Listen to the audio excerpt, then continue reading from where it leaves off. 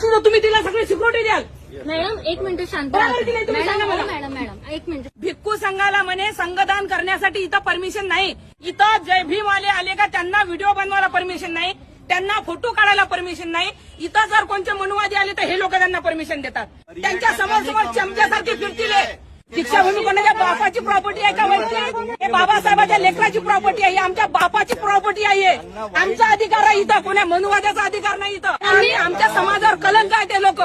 RSSचे पिल्ले आहेत, यांना आतमधून जे भेटते की नाही, यांच्या ढेऱ्या फुकतात, यांचं पोट भरते, यांना समाजाशी काही लेनदेन नाही.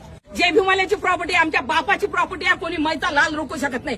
कमिटीत नाही तर तुम्हाला कोण सांगितलं चमचेपणा करायला? कमिटीत कशी बोलत माझ्या पोरीला?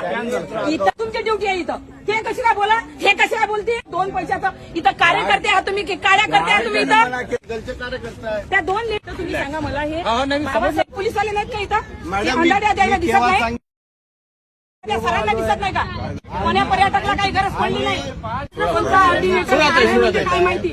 तुम्ही कार्यकर्ते नाही, कार्यकर्ते बरोबर कंप्लेंट आलं तर आम्ही लक्ष नाही देणार. कोण हो तुम्ही कंप्लेंट घेणार आहे? हे घेतील ना कंप्लेंट.